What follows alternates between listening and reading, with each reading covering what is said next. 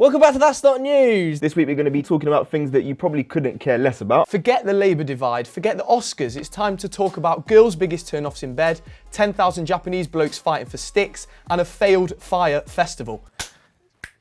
It's not fire. It's Fortnite. You know, if you like it, subscribe or something. A couple of weeks ago we spoke about fire and how Ja Rule just cocked that up big time. There's been another instance of a failed festival here, the Fortnite festival. And it's not like it's in London or Manchester or LA or New York, you know, it's in Norwich. Now for any of you who don't know what Fortnite is, over to Sav, who's the expert on the topic. I haven't played it, but I will be playing it.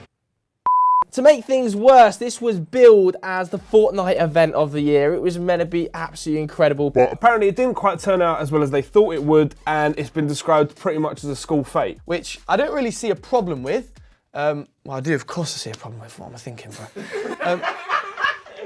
I actually quite enjoyed school fetes when I was younger. I feel like I'm doing like a comedy skit or something. Tickets were 12 to 30 quid, and that's just not really acceptable, is it? Because if you look at it, it's just a state. A bit of tarpaulin, like an old sheet put over the back of a lorry, which is supposed to be a cave experience. What else have they got here? A climbing wall for 3 people. I mean, if you sold 2,500 tickets, it's just not really on, is it? 3 people on a wall. I mean, the event does look bleak.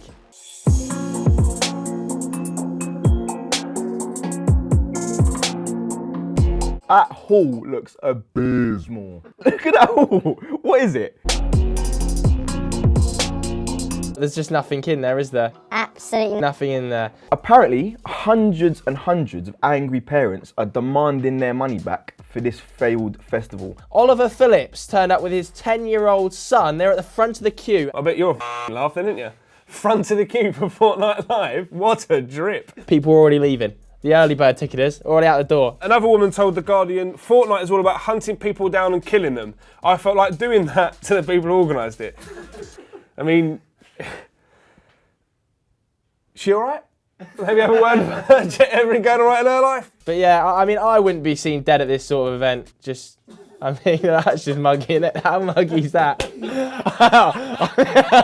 I mean, it's not my type of event, but fair play to the people that want to go to this sort of thing. You don't need that much more, to be fair. Yeah, I haven't said anything funny. Story number 2. Apparently splitting everywhere. Disappointed girls have revealed their biggest turn-offs in bed. Student online news site The Tab Not heard of it before, but shout them out. has asked British girls across the country to collate their biggest turn-offs for guys under the sheets. I bet you used to write for The Tab, didn't you? I tried, but they rejected.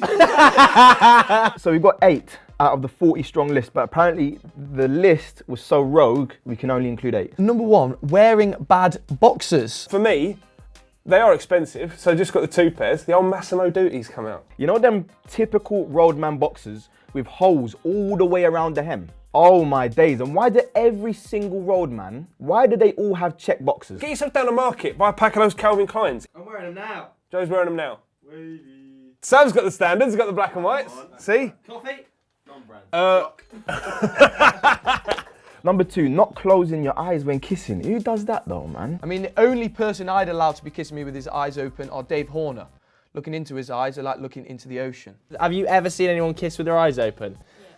Yeah, Gigi says yeah. Have you been kissed with your eyes open? No. Do you kiss with your eyes open? Although, I will say, personal anecdote, I once pulled a girl in a club, and it just so happened... it just so happened... Number 3. Putting on awful music like Ben Howard thinking you're making the mood romantic. Who's Ben Howard? Not sure who Ben Howard is. Who the f***'s Ben Howard? I ain't got a clue who Ben Howard is, so let's give the boy a listen. Ben Howard. Here we go. No, that's enough of him. Needs an inhaler. State of it. Switching positions every 2 seconds. That's Tomlinson. He can't sit still for 2 seconds. Number 5, 15 minutes of mediocre missionary. Bit of Joe. Standard missionary man. That's probably me. Mix it up a bit. Try and do a... What else have we got going? Any other positions people want to throw out? I don't know what I can say on camera. Cowgirl. Japanese helicopter. Japanese, what's that? It's that, and then the girl is like... On these... Oh! Not giving up despite it having been over an hour. Vanilla sex. Number 8. Wow. Ugh. It's literally not usable. I've seen the swing in Savil's house. I don't have swings in my yard. It just seems quite moany. Do you know what I mean? If you've got the time to fill out this survey, probably not having that much sex.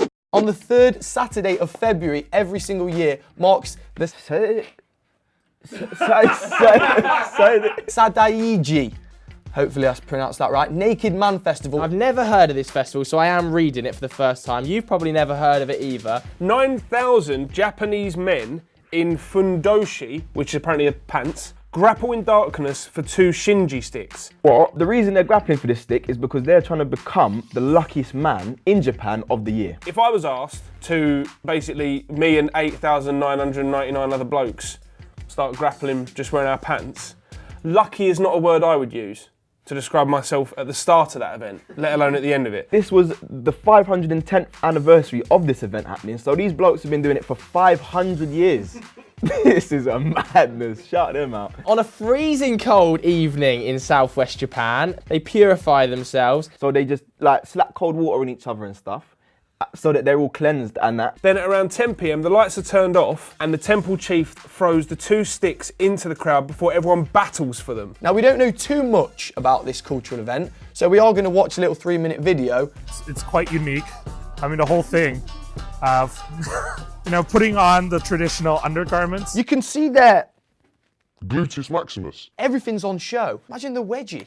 Is quite uplifting in the literal sense. He loves it, doesn't he? He really enjoys this festival, this geezer. Big fan, this fella. Literally a big fan. They put it under your, you know, between your legs, and then, you know, they lift.